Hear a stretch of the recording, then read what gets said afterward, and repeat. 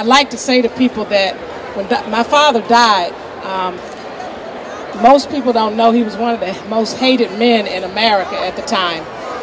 And today when we look at the King Memorial, the King holiday, how did we get to that place where we're honoring and revering him at this level and even internationally? As I've traveled and interacted with people all over the world, he's perhaps even more loved and respected internationally today, and it really blows my mind of the generations of young people who have such an admiration for him and the work that he's done.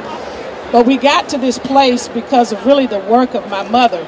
I like to tell people he's one of the most loved because of the work that she did once he was assassinated. And we as women in particular know that we don't always get the credit due for what we do, not standing just behind a man, but actually standing beside a man and helping to be not just the wind beneath his wings, but the time when the world clips the wings, we become those wings to give him that extra boost and that extra flight.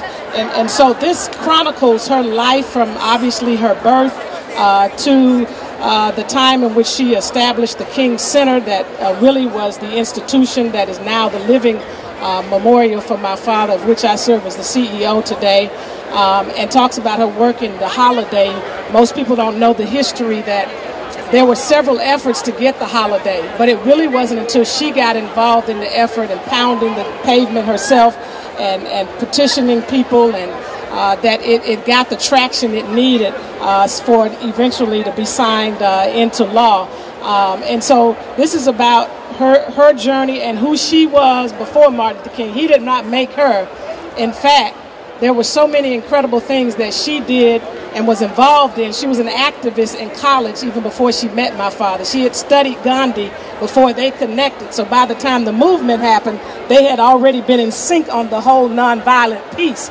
And so that whole partnership was so powerful because God was already preparing and equipping her while at the same time preparing and equipping Martin Luther King Jr. And I thank God, something I found out about in the book, because you know, those of you who are parents and all of us who are children, our parents don't tell us everything. They try to tell us as much as possible. But I didn't know that my mother was once engaged in college to a gentleman, and talks a little bit about that. And I always tell people I'm so happy that she did not marry this gentleman, because I had to get here, and I had to come only through Martin and Coretta.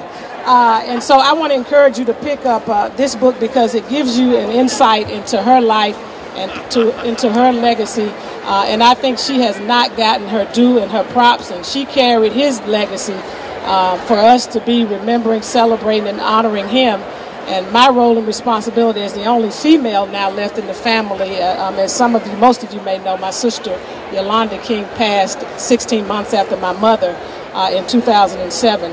And so I see this as a special call to make sure that she is not forgotten, and that we really know that Martin Luther King that we love today is because of the sacrifice and the selfless sacrifice and the work of Coretta Scott King. And so God bless you and thank you, and let's just continue the movement.